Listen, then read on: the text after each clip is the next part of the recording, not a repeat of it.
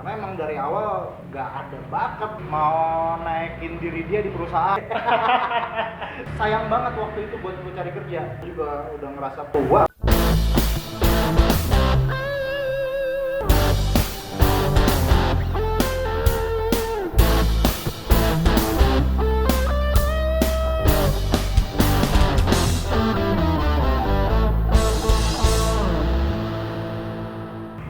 Lu susah banget lu ditemuinnya lu. Mana aja lu? Iya, gue lagi sibuk gue ngurusin bisnis gue sekarang.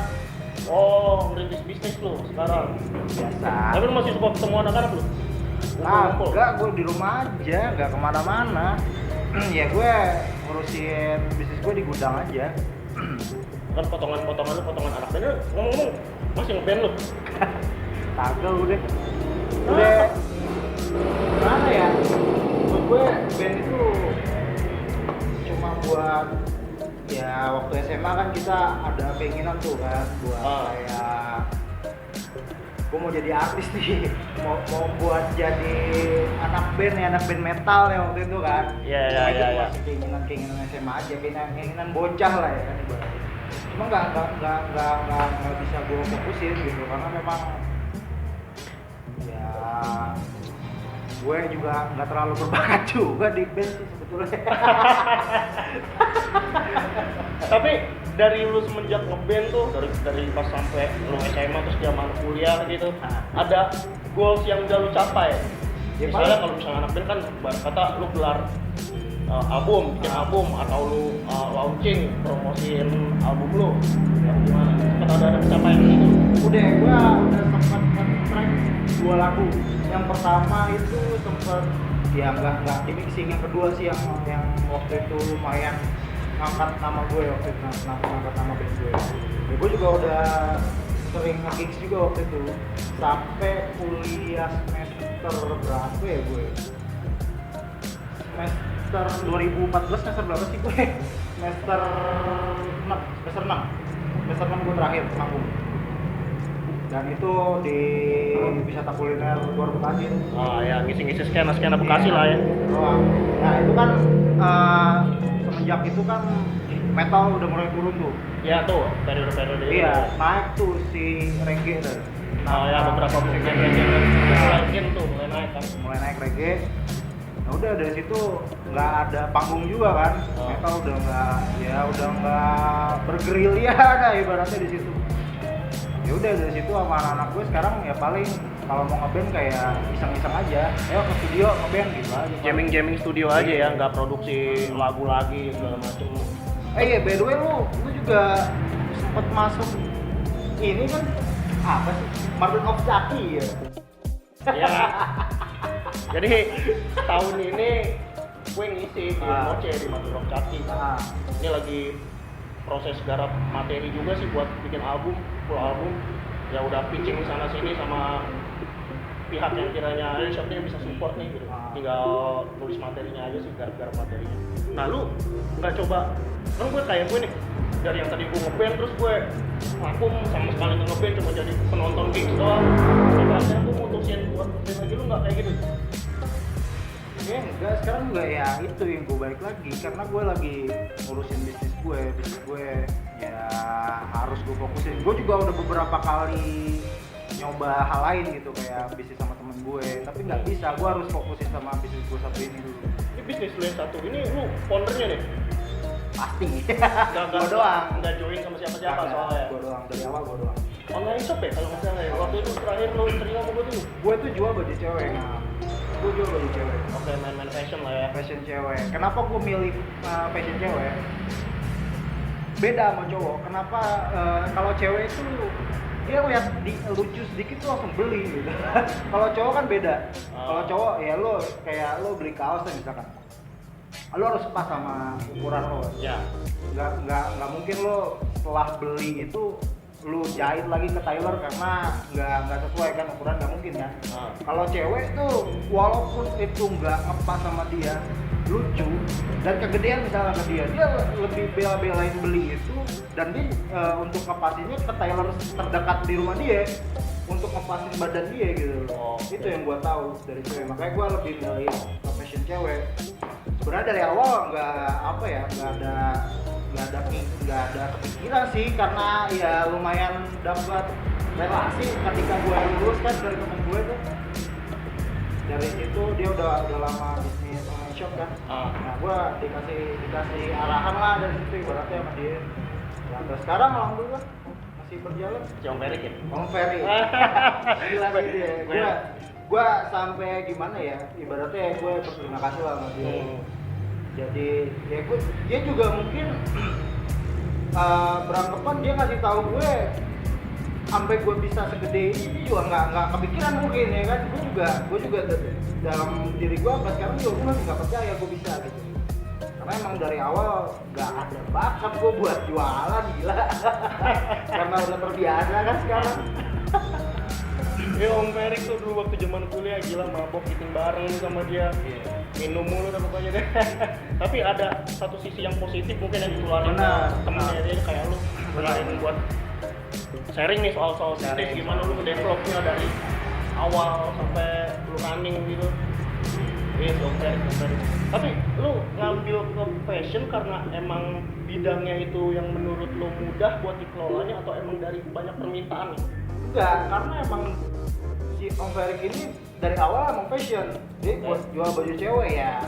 Gue ngikutin alurnya dia aja, karena ya lo tau lah awal-awal pasti dia tuh ngasih tahu gue tuh dengan iming-iming, maksudnya dia ngasih tahu dengan mungkin bikin gue semangat tuh ya.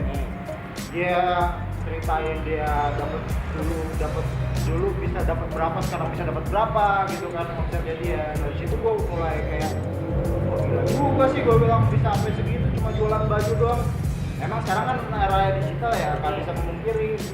Gak, ya lu jangan mindsetnya kalau menurut gue ya, setelah lu lulus lu nyari kerja. Tapi kalau gue, karena gue udah biasa, sayang banget waktu itu buat gue cari kerja.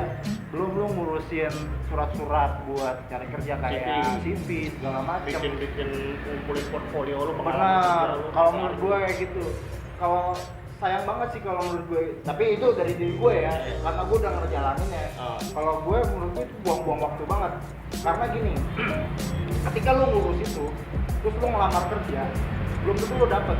Tapi ketika lo misalkan lo dapet juga, belum tentu lo nyaman, bener nggak? Nah kalau lo ngejalanin sendiri gitu lo, ya entah apa, misalkan lo ketika udah lulus lo punya kemampuan apa atau lo mau terjun di bidang apa ya, karena lo yang ngejalanin berarti lo ini dong ada nggak mungkin nggak nyaman di situ, karena lo yang mau jalanin itu. Lo kayak gitu. By the way, lu lulus kuliah pegang ijazah, apa yang udah lu kejar nih selama 4 tahun, terus tahu lu bikin usaha sendiri. Sebenarnya nggak percuma, cuman ada nggak ilmu yang kepake nih dari bidang studi lu waktu kuliah sampai akhirnya lo bikin usaha sendiri? Kalau hemat pikir orang kan, gua udah ngejar ijazah nih, gua cari kerja dalam artian gua kerja di orang marketing perusahaan gitu kan. Jadi ijazahnya kepake nih, kelihatan sama HRD. Nah kalau modelan kayak lu itu bukan tipikal orang yang gua pakai ijazah, tapi yang gua pakai ilmu, apa gimana tuh? Sebenarnya ada sangkut pautnya juga, karena gue kan ya komunikasi. Ya kepake juga buat gue ngelayanin customer, jadi customer service yang baik, kepake juga sebetulnya. Tadi balik lagi tuh, bener juga mindset orang, maksudnya biasanya ketika lu udah punya pride ijazah, lu bakal nyari kerja buat ya ini loh, gue punya sesuatu buat ya mungkin kepake di perusahaan lo gitu kan. Mindset orang gitu, bahkan orang tua gue juga kayak gitu. Orang tua gue tuh awalnya nggak dukung, nggak dukung sama sekali. Gue sampai bingung, kadang kan kita juga butuh kayak sharing atau kita butuh keluh kesah sama orang tua. Gue nggak bisa. Ketika gue keluh kesah sama orang tua gue cuma jawab, udah loh, kalau kerja aja ngapain sih, gitu doang. Ya karena pikiran orang tua kan, karena gue udah lulus kuliah S1 kan, udah dapet titel lah ya, udah dapet titel, kenapa gue nggak nyari kerja.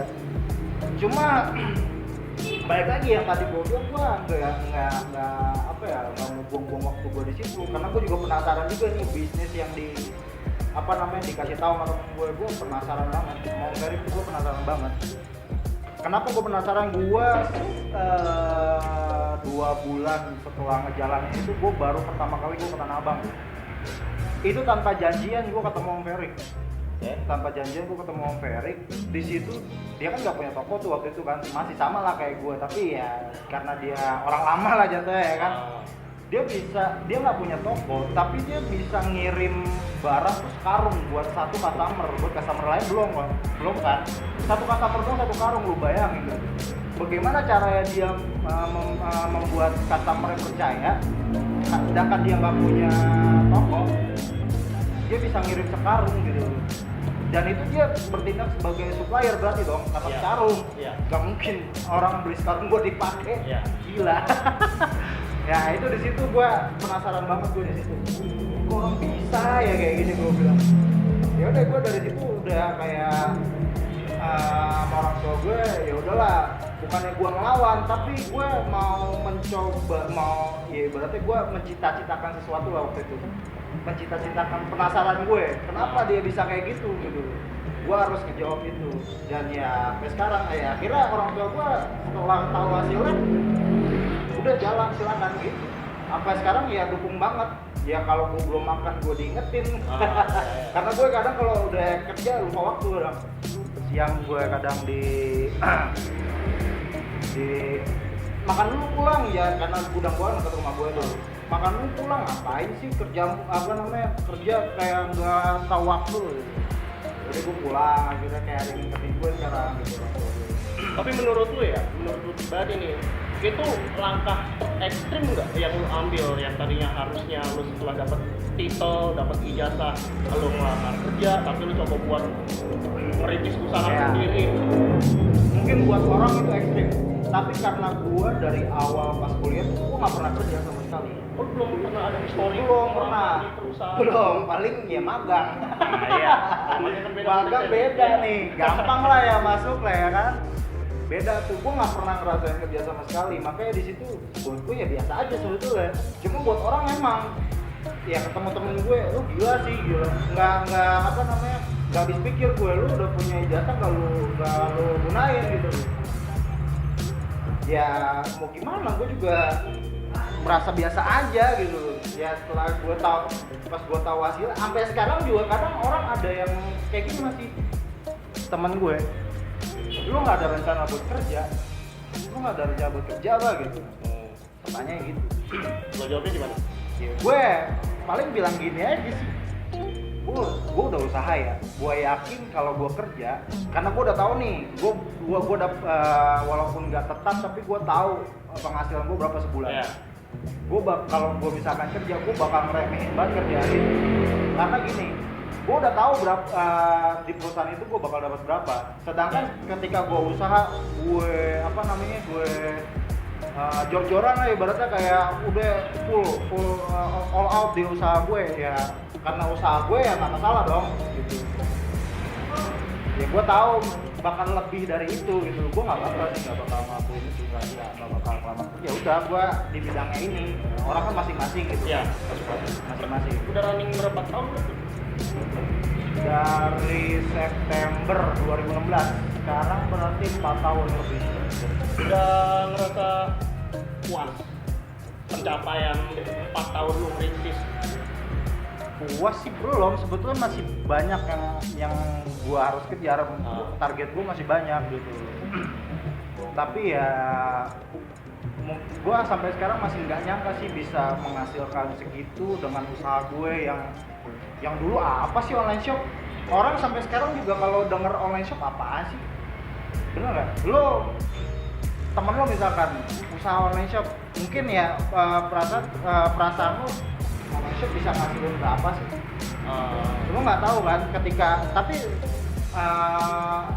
karena lo nggak ngerasain, orang itu tahu gitu lo.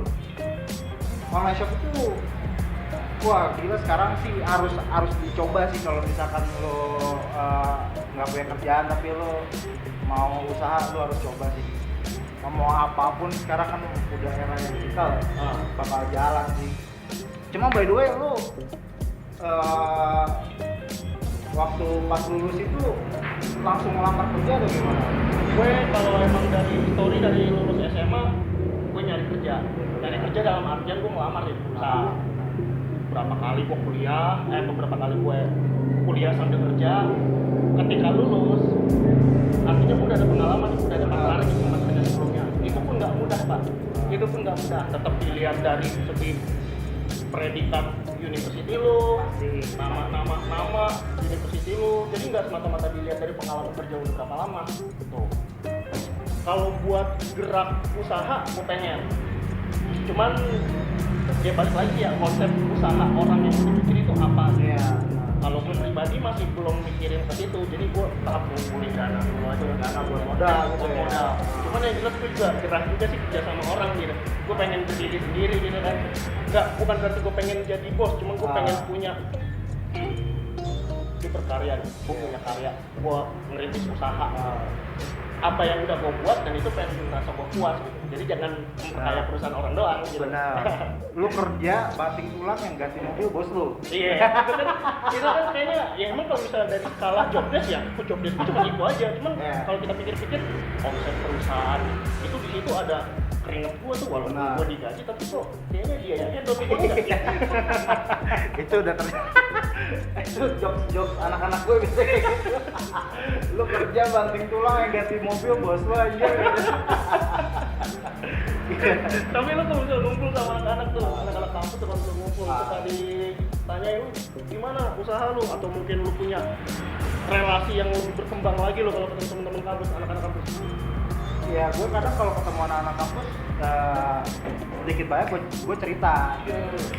Kadang dapat masukan juga yang gue nggak kepikiran gitu. Kadang kalau gue cerita, ya misalnya kemarin ya gue pokoknya di tahun ini kan pandemi nih, gue ngerasa stuck lah. Semua sektor kena tuh. Kena dampak. Gue ngerasa penjualan gue tuh nggak lebih baik dari tahun kemarin. Oke. Nggak naik, nggak turun gitu-gitu aja. Stagnan ya. Tapi jujur aja gue tuh nggak menyalahkan pandemi karena sistem gue online. Gue nggak bertemu langsung dengan orang. Gitu. Gue nggak nyalain itu. Gue nyalain dari kinerja gue. Ya mungkin karena gue udah merasa enak, jadi gue santai aja, udah mengalir aja gitu loh. Gue nggak pikir inovasi apa tahun ini gitu.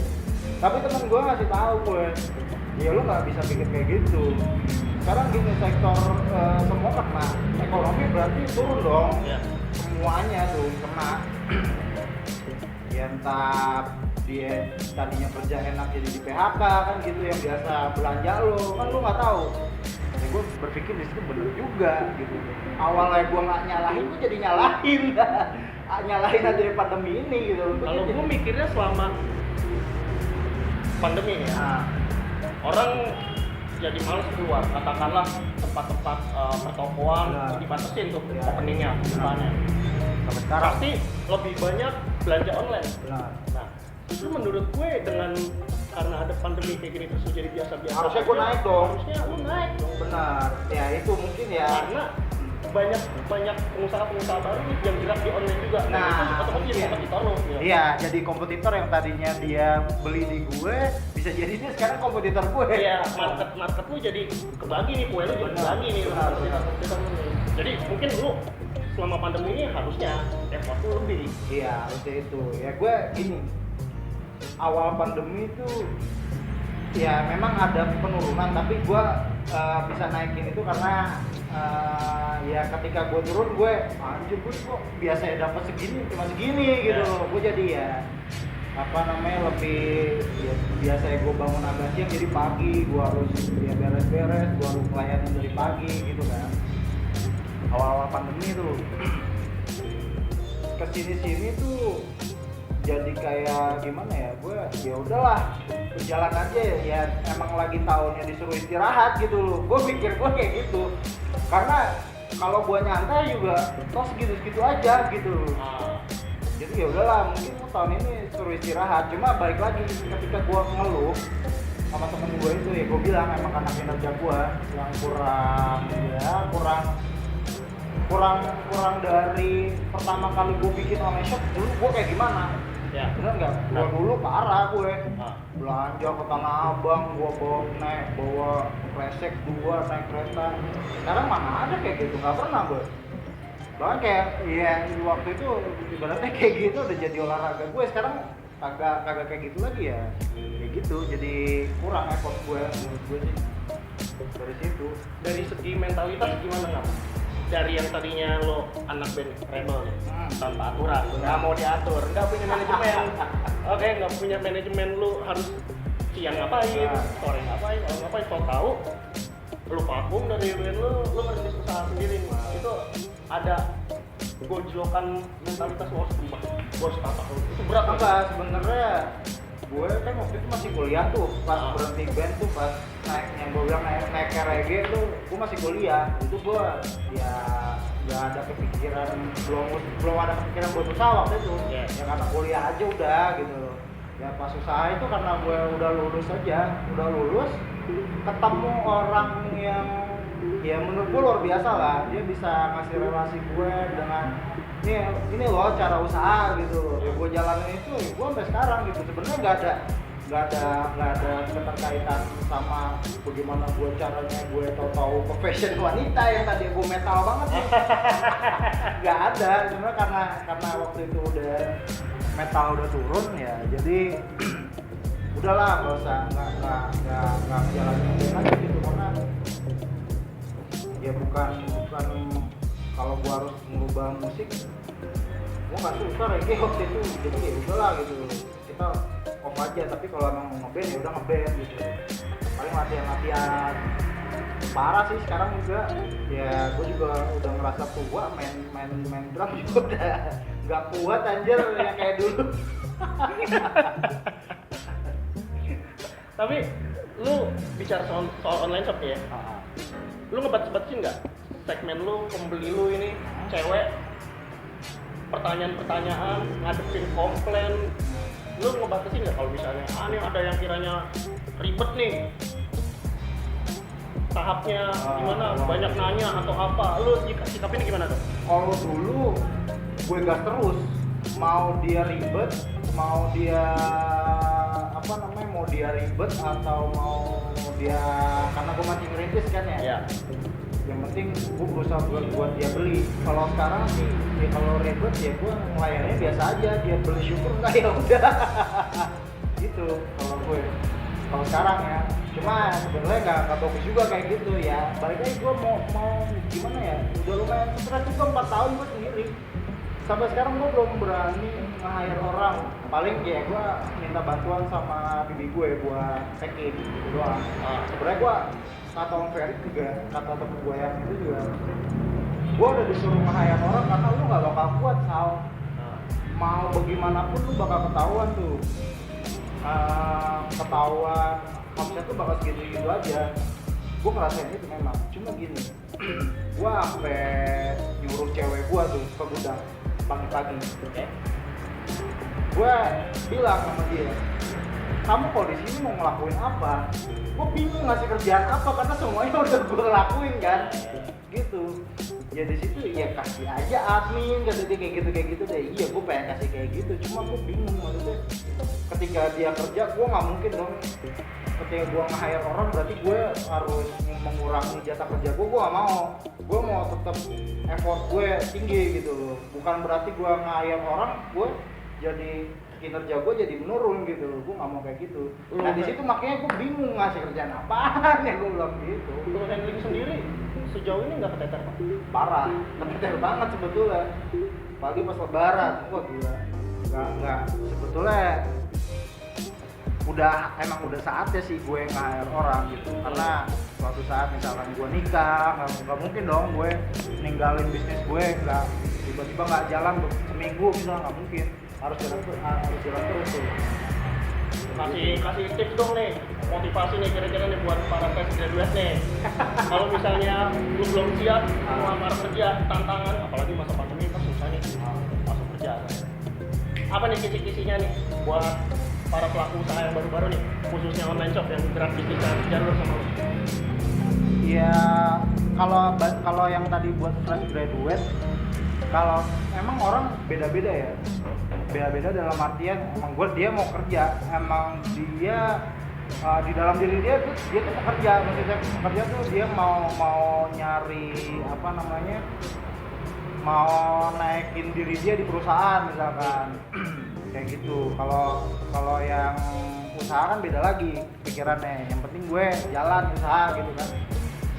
Kalau buat gue jangan terlalu terpaku sama nyari kerja. Ada kejadian di temen gue, dia tuh melamar dari awal pandemi sampai sekarang belum, tapi dipanggil terus tuh. Dia udah ratusan inilah, ratusan perusahaan lah mungkin ya dari awal pandemi, tapi nggak ada yang diterima sampai sekarang. Buat gue itu buang-buang waktu. Kenapa lu nggak coba usaha gitu? Ya usaha apapun. Bahkan gue juga dari diri gue nggak pelit ilmu kalau mau usaha kayak gue gitu. Ya udahlah, terjun aja ke usaha. Memang kadang yang jadi polemik tuh lu kadang bingung mau usaha apa, mau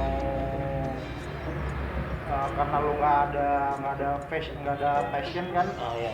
Passion penting tuh. Iya, kalau menurut gue jangan terlalu terpaut sama passion.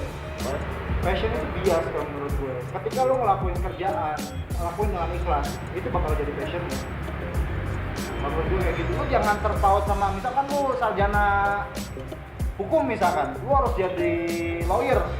Gua nggak bisa kayak gitu dong. Sekarang tuh ya realitanya aja kayak gimana sih gitu. Kalau harus terjun usaha ya usaha aja, ngapain malu. Oke.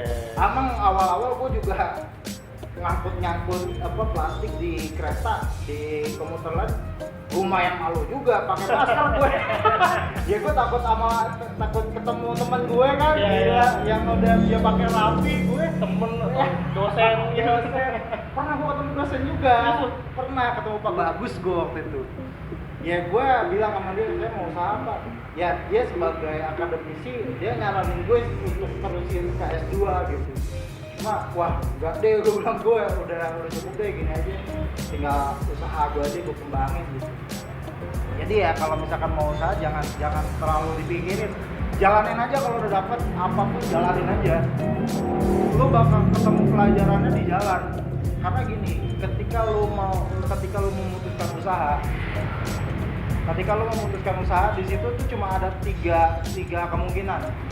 Tiga kemungkinan itu, yang pertama itu lu bisa sukses maju, yang kedua lu stuck, yang ketiga lu bakal bangkrut, bakal ya jatuh lah gitu aja. Cuma tiga itu aja. Tapi kalau lu takut jatuh, takut bangkrut, takut gagal, ya lu nggak usah usaha, mendingan lu udah cari kerja itu aja. Kalau menurut gue sih kayak gitu. Menurut lu satu usaha tapi lu yang kelola full, atau berbagai bidang usaha tapi join sama orang? Satu dulu aja. Ketika lu satu udah all out, udah mantap, ya lu mau buka yang lain terserah. Yang dengan alasan yang ini udah mantep nih, udah ketahuan lah sebulan berapa gitu lo omset tuh. Jangan dulu lu baru ngejalanin ini, lu harus jalanin ini. Gak bisa kayak gitu, harus fokus satu Pak. Oke. Jalanin passion lo sendiri atau nunggu peluang? Gua nunggu peluang, jalanin passion. Kalau gue sih ngelihat peluang aja, baru yang gue bilang tadi, passion itu bias. Itu bisa jadi yang tadi kita nggak suka, ketika kita ngejalaninnya itu bakal jadi passion kita. Jangan terlalu terpaku lah menurut gue sama passion, karena ya lu misalkan lu yang tadi lu harus tadinya sarjana hukum, lu harus jadi lawyer, wah lu bakal miskin lu kalau nggak jadi nggak ada pemasukan apa-apa, nanti repot. Mendingan jalaninnya yang lain, peluang lanjut.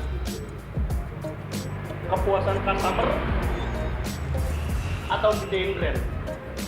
Kepuasan customer. Kenapa? Ya kalau customer puas, dia bakal repeat order, bahkan dia akan kasih tahu. Misalkan temennya nanya, lu beli baju di mana kok bagus? Ini di sini aja nih, dia ngasih tahu brand kita. Kalau menurut gue sih kayak gitu. Dari ya itu, kepuasan customer adalah segalanya.